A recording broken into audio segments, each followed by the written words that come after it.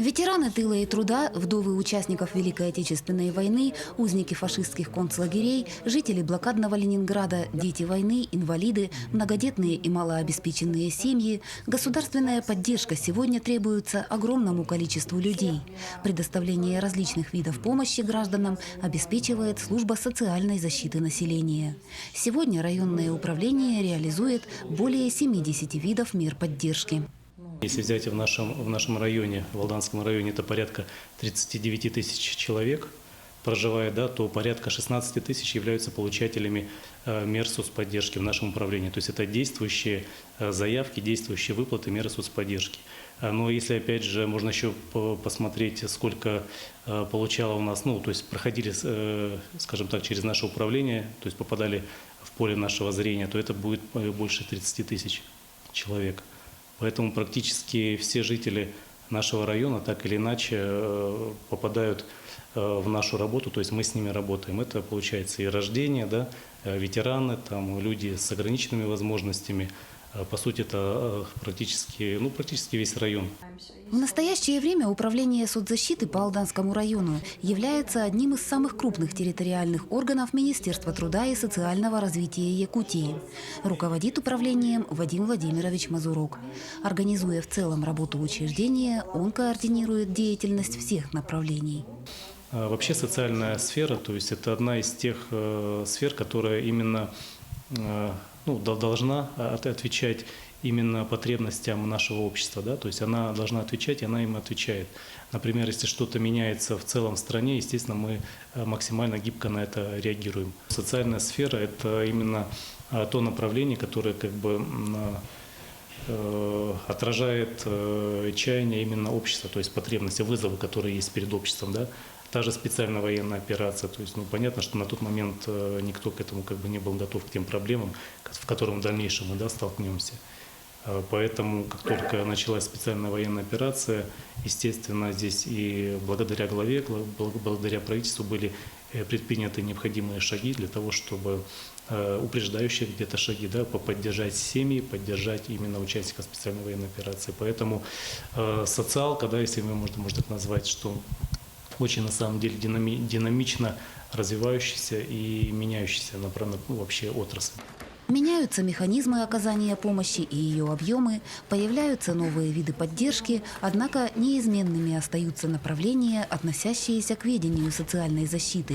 Одно из таких направлений – помощь семьям, оказавшимся в сложной жизненной ситуации. В работе с такими семьями акцент ставится в первую очередь на благополучие детей. Если рассматривать опять же наш район, можно сказать, что в республике он уникален тем, что в нашем районе представлены практически все учреждения, которые есть в ведении Министерства труда. Да, это у нас и есть детский дом, да, центр по работе с детьми-сиротами. Также у нас есть СРЦДН, это реабилитационный центр, который непосредственно работает как с детьми, так и с семьями по профилактике социально опасного положения, чтобы семьи не попадали, и по работе с семьями, оказавшимися в тяжелой жизненной ситуации. Здесь, конечно, вся работа начинается это в органы опеки, комиссия по делам несовершеннолетних, в том числе наше управление является непосредственным участником данного процесса. У нас и специалисты также выезжают на места, то есть если какие-то у нас поступают, например, сигналы, что там ребенок, либо там какой-то вопрос,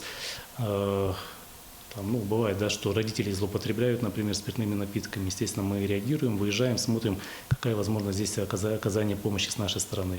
Либо подключаем реабилитационный центр наш, то есть либо мы, возможно, оказываем материальную помощь также семье. И если, допустим, все уже, скажем так, меры соцподдержки исчерпаны, конечно, крайний случай – это определение ребенка, в том числе в детский дом. Но до этого все органы профилактики делают для того, чтобы сохранить ребенка в любом случае в кровной семье. В приоритете остается старшее поколение. Немощь и болезни – постоянные спутники преклонного возраста, и одиночество становится трагедией. В Алданском районе действуют 3 интерната для престарелых и инвалидов, 2 специализированных для бывших заключенных и для людей с психоневрологическими заболеваниями и 1 общего типа. Всего в интернатах нашли кров порядка 700 человек. Безграничное сопереживание и колоссальное терпение.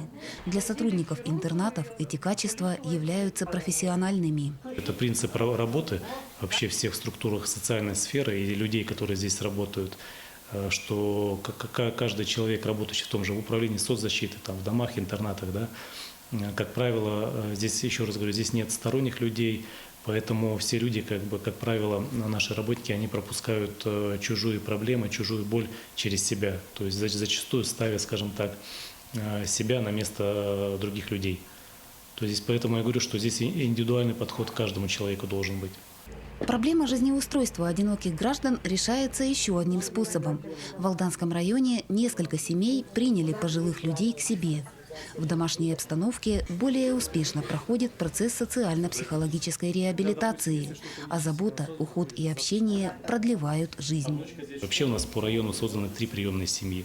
То есть у нас есть возможность, если, скажем так, человек сам хочет, да, например, не хочет, он бывает там проживать в интернате, нет родственников, и есть, например, соседи, с кем-то он там, не знаю, работал, да, сослуживцы, может быть, готовы взять над ним, например, его под опеку, не под опеку, называется правильно приемная семья для людей именно старшего поколения. Такое, скажем так, стационарозамещающая услуга у нас тоже есть, мы оказываем. То есть у нас сейчас 3 семьи создано, но при необходимости мы можем и больше создать, то есть таких приемных семей. Порядка 200 жителей района являются пациентами отделения помощи на дому. Навести порядок и приготовить обед, сделать покупки, сопроводить в поликлинику или на почту – с такими хлопотами пожилым гражданам помогают справляться социальные работники. Постоянно быть готовыми поддержать и выручить. Именно так они понимают свои обязанности. В группе каждого соцработника примерно по 10 человек.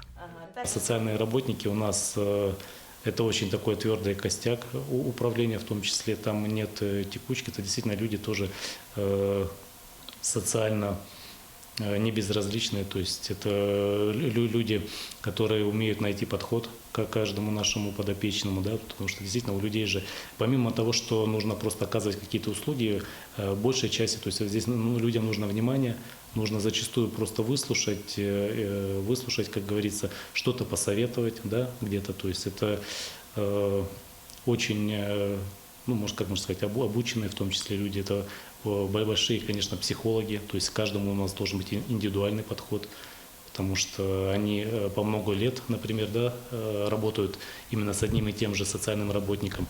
По сути, наши специалисты заменяют именно даже во многом, я скажу, что родственников, да, то есть именно родных людей, они становятся даже ближе где-то им. На поддержку от государства могут рассчитывать граждане трудоспособного возраста, оказавшиеся в сложном финансовом положении. Социальный контракт в Якутии реализуется более 10 лет. Разного рода услуги, производство, пошив одежды, сельское хозяйство.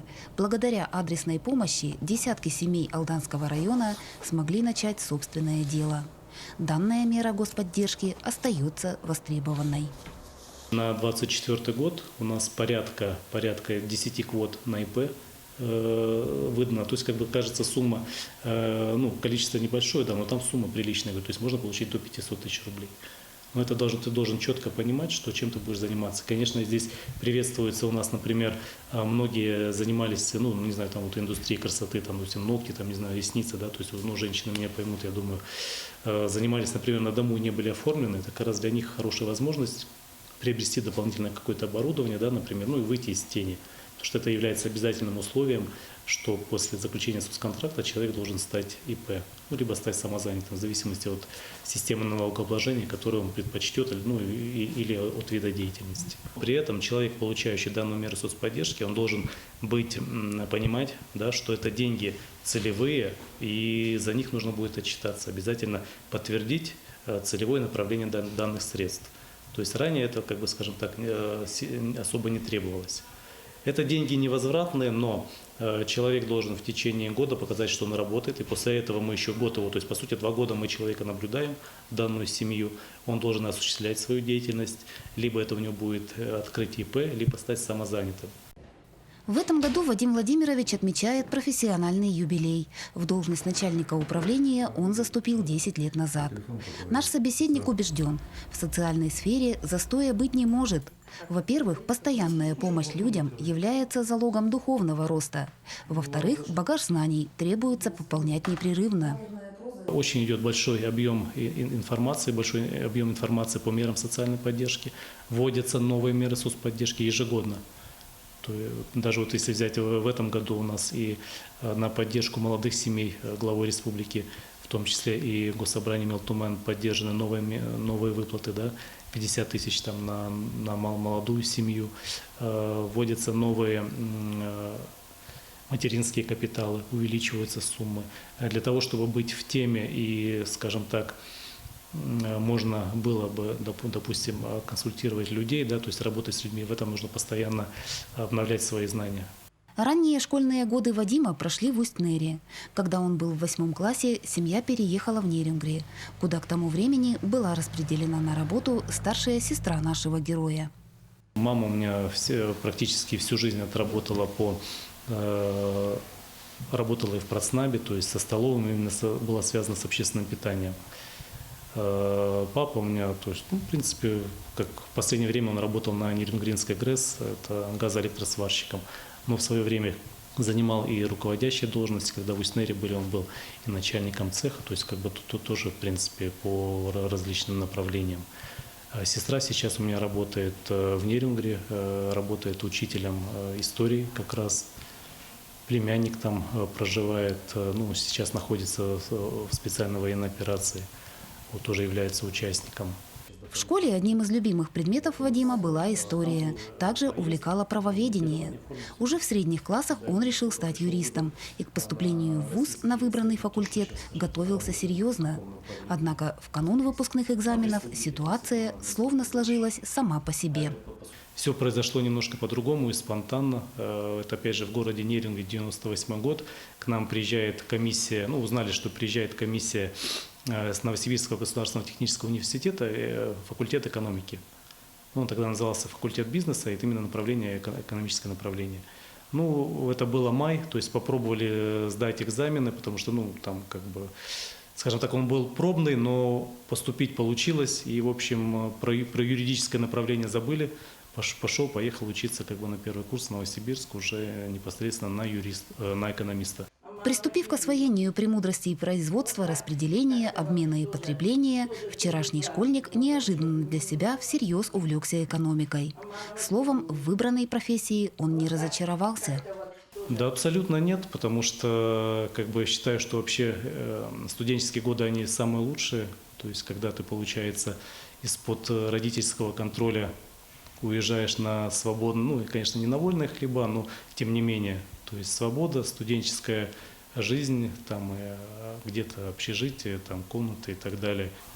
В студенческие годы вы познакомились со своей супругой. Да, с Татьяной мы, как оказалось, учились в параллельных группах, ну а уже так познакомились непосредственно на 4 курсе, а на 5 сыграли свадьбу здесь, в Алдане, и уже будучи на защиту диплома, мы уже поехали в статусе мужа и жены.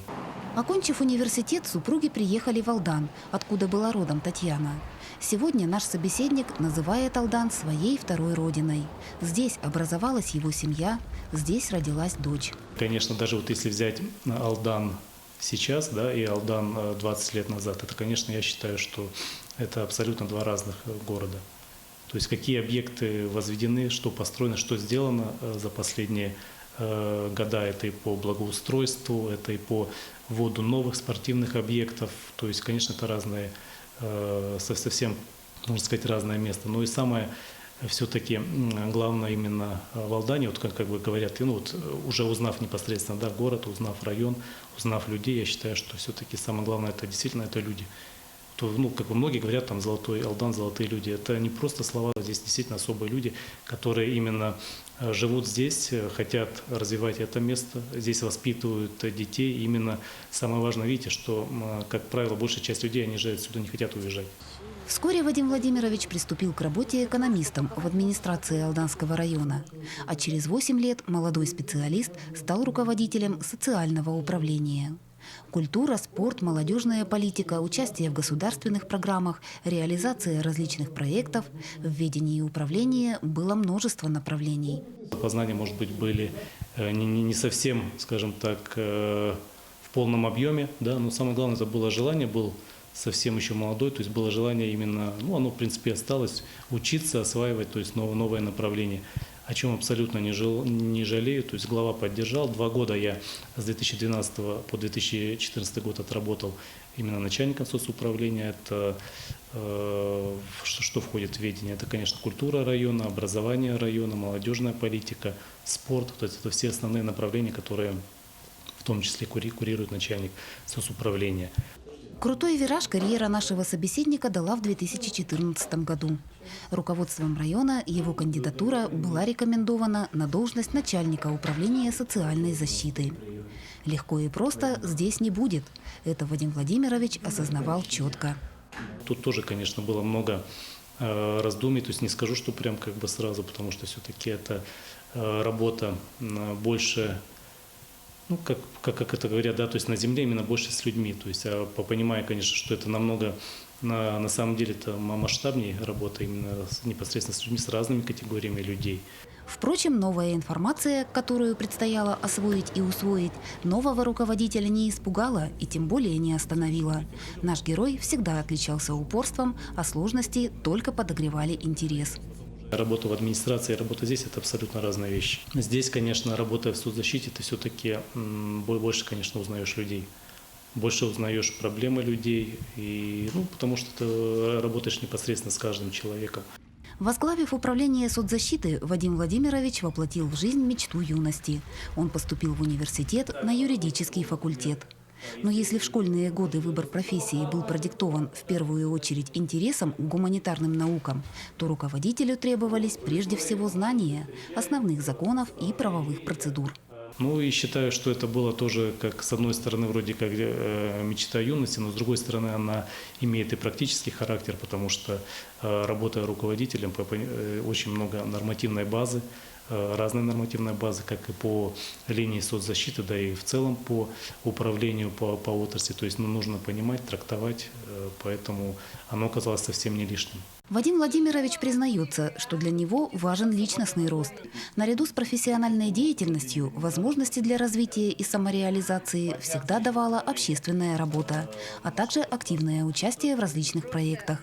В 2011 году наш собеседник вошел в состав Президиума молодежного парламента, действующего при Государственном собрании Илтумен, Республики Саха-Якутия. Это, можно сказать, было своего рода, как, ну, на тот момент какая-то проба пера, наверное, то есть как бы самовыражение. Поэтому также собирались, проводили какие-то собрания в Якутске, также вот как это все по-взрослому сейчас происходит, какие-то предложения рассматривались, обсуждали. Поэтому было интересно. Работа в молодежном парламенте стала для нашего собеседника первым вхождением в Государственное собрание.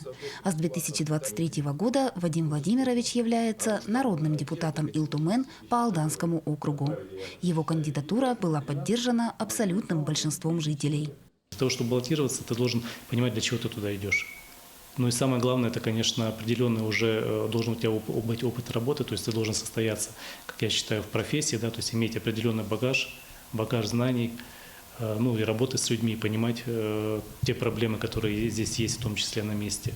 Люди доверяют тебе свои проблемы, да, определенные, то есть верят в тебя, что ты можешь что-то изменить, например, ну, представлять их интересы, например, на самом высоком уровне. Ведь работа в Госсобрании Илтумен, то есть вообще основная задача Госсобрания Илтумен – это законотворческая деятельность, да, как раз представительская. Что такое представительская? Это представлять именно интересы тех людей, которые тебя поддержали, поверили, то есть на самом высоком уровне. Деятельность народного депутата в некотором роде схожа с профессиональной деятельностью Вадима Владимировича, поскольку предполагает тесное соприкосновение с человеческими судьбами и жизненными ситуациями. Ведь граждане обращаются к депутатам с самыми разными проблемами. Работа в соцзащите все-таки я хочу сказать, что это как бы очень хорошая школа в этой части.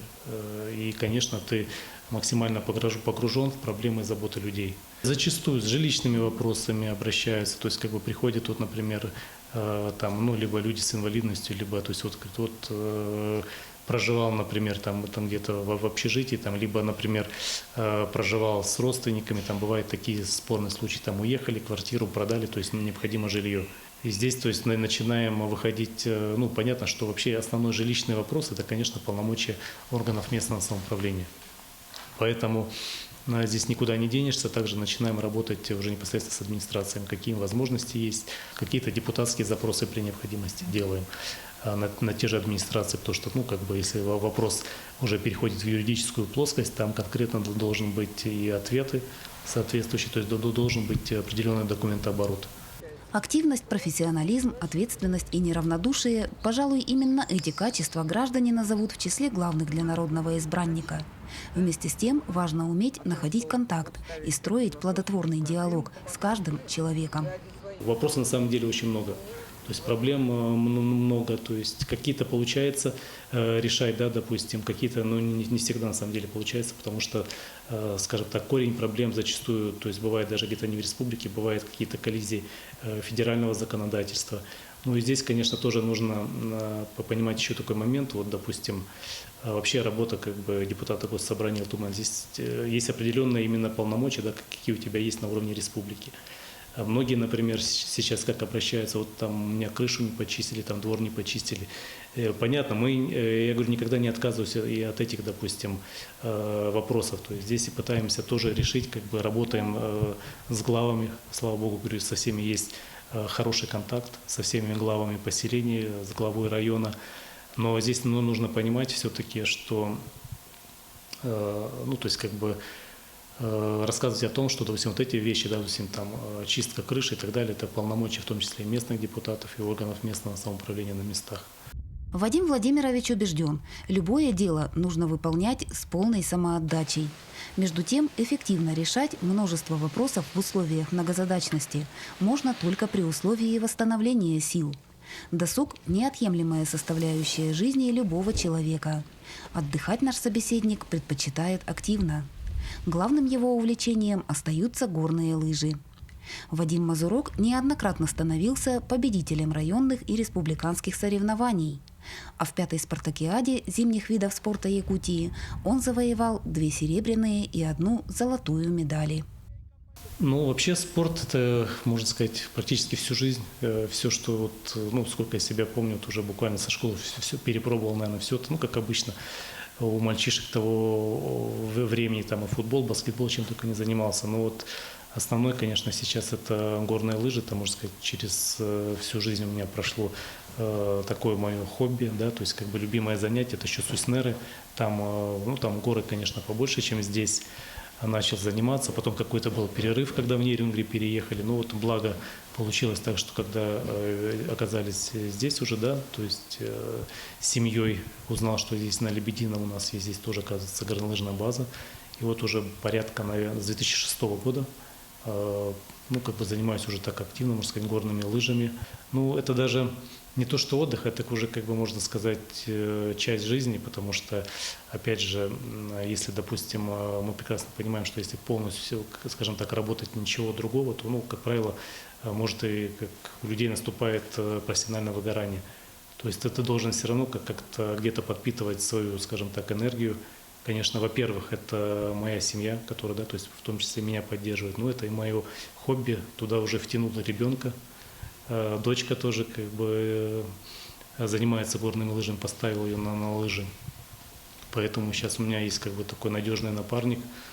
Поэтому если раньше, допустим, уезжал на Лебедины, вопросы возникали, домашние дела, куда, зачем поехать. Сейчас я говорю, сейчас я не сам еду с ребенком. С наступлением тепла семья Вадима Владимировича тоже не скучает. Досуг остается насыщенным и разнообразным. Выезды на природу, охота и рыбалка, походы по грибы и ягоды. Удовольствие, которое дарит короткое северное лето, невозможно описать. Это, конечно, у нас с семьей любимый вид отдыха, я думаю, как у всех, в принципе, алданцев, у многих, да, это поход в лес, да, то есть это сбор дикоросов, там, ягоды, грибы, ну, охотой, как бы, ну, охота это у нас, как бы, так больше тоже как хобби. То есть нравится именно больше сам процесс, а не какой-то там этот спортивный результат в этой части. Дочка, вот если взять именно охоту и рыбалку, даже больше, чем я. То есть она зачастую меня даже тащит в лес, там он начинает уже вот эти...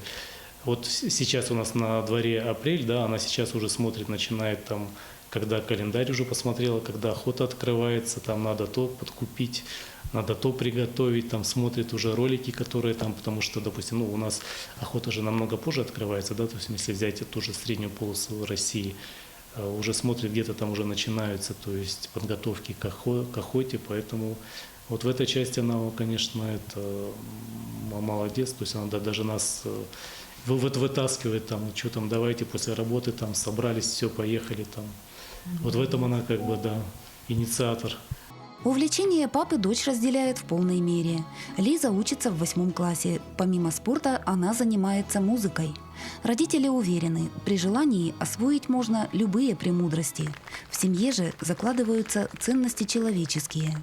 Такие качества, как доброта, честность, ответственность и умение доводить начатое дело до конца, формируются в первую очередь личным примером.